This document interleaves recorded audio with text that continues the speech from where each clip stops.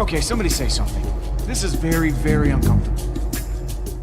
The first episode of Telltale's Guardians of the Galaxy series sets the action-packed, sarcasm-filled stage for what's to come with just the right amount of exposition to keep things on track. Its 2 hours are paced like a movie and consistently engaging, but its more game-like elements of choice and exploration remove you from the story rather than keep you grounded in it.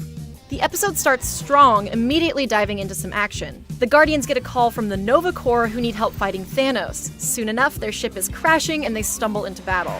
It might feel a little abrupt if you're unfamiliar with Guardians, but bickering among the team fills in most of the gaps with their personalities and dynamic. The whole episode feels true to their characters, especially how they're portrayed in the movie, and it's a good introduction to what they're all about without relying on lengthy exposition. Oh, my spine. It is in so many more pieces now. Don't be so dramatic.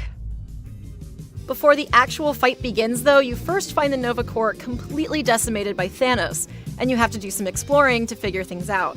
It's the first of several point-and-click adventure sections that feel out of place in the episode's movie-like structure. Since it's not immediately apparent what you're looking for, a section that would take maybe a minute in a movie can take 10 and things come grinding to a halt.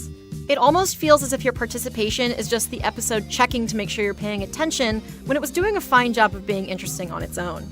The fight itself picks things back up. Switching between team members to try and take Thanos down fits Telltale's quick-time event style well, and it's also a critical setup for the real conflict at the heart of the episode, rising tensions between the Guardians. Most of your important decisions revolve around siding with one team member over another. After the kind of bonding experience only fighting a genocidal maniac can achieve, not being able to make everyone happy is a little heart-wrenching, and those decisions have weight to them.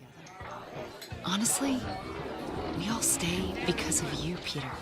You're the one who's gonna keep us from falling apart. Wow.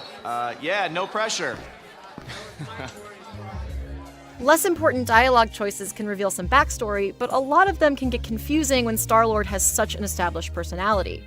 He's snarky and sarcastic most of the time, but when you have options, you can choose to say something a little more mushy about friendship and family. That by itself works fine, but as the episode goes on, it can feel like you're choosing between acting the way you'd think Star-Lord would act and saying the things you'd actually want to say. In certain situations, it's jarring to have choices when the decision Star-Lord would make seems obvious, especially given the episode's cinematic format. Man, it is nice being so tall. Yes, I get it. You're the friggin' chosen one.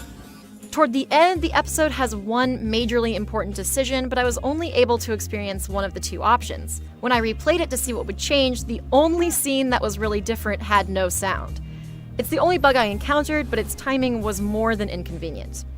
Even without that one scene, the episode sets up an important conflict and serious questions about the galaxy going into episode 2.